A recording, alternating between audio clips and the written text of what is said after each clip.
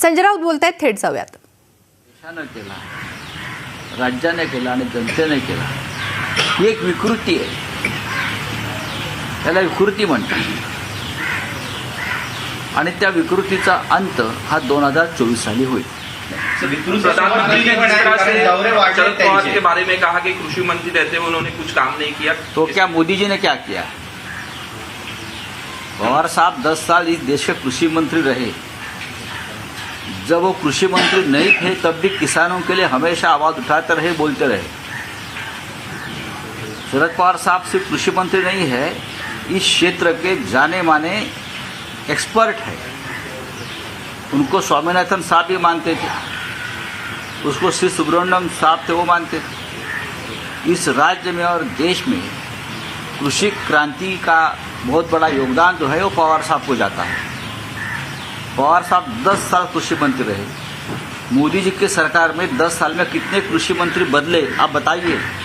आपके कृषि मंत्री को अपने विधानसभा में चुनाव में खड़ा कर दिया नरेंद्र सिंह तोमर को. यह आपकी गंभीरता है कृषि क्षेत्र के बारे में?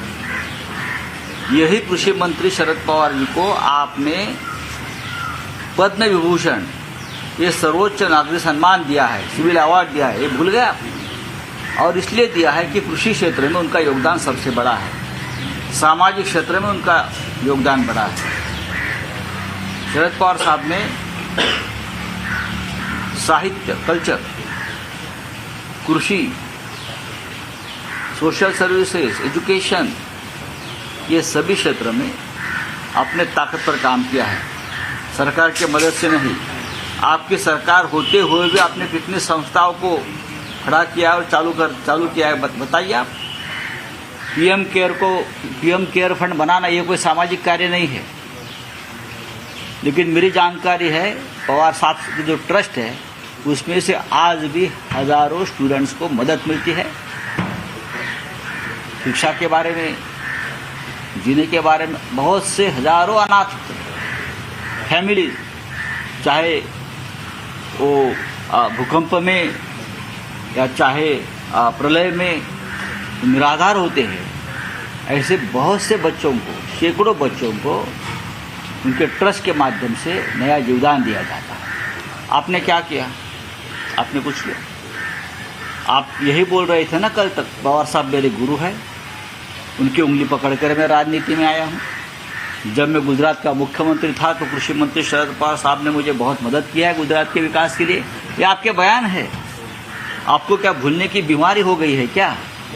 अगर भूलने की बीमारी है तो आप इलाज करिए. ऐसा आप देश के प्रधानमंत्री हैं, ये आपको शोभा नहीं देती. लेकिन आप यहाँ आकर महाराष्ट्र के नेताओं की बदनामी करते हो.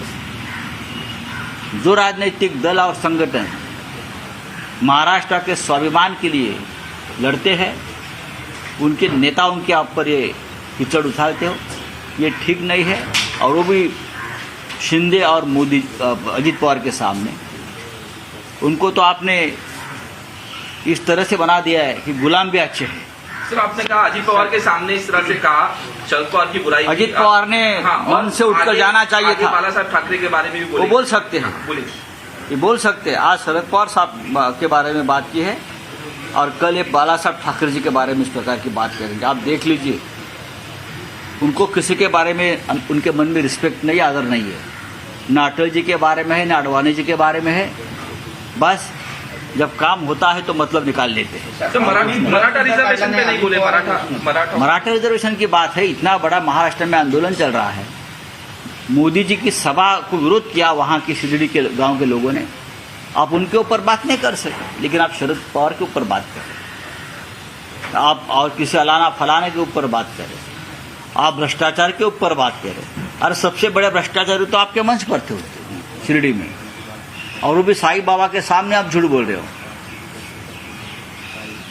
सर, ईडी की कार्रवाई लगातार जारी है. ज्योतिप्रिया मलिक जो एक कैबिनेट रैंक के मिनिस्टर हैं ममता बनर्जी की कैबिनेट में, उन्हें ईडी ने गिरफ्तार कर लिया है. अशोक गहलोत की तरफ से भी कल टिप्पणी की गई, उनके बेटे को जो सम्मन किया गया है. बघेल जो छत्तीसगढ़ के मुख्यमंत्री हैं, उन्होंने ये तक कह दिया कि ईडी अब एक हारने की डर बन गया है कि घरों में ये हारने की डर है.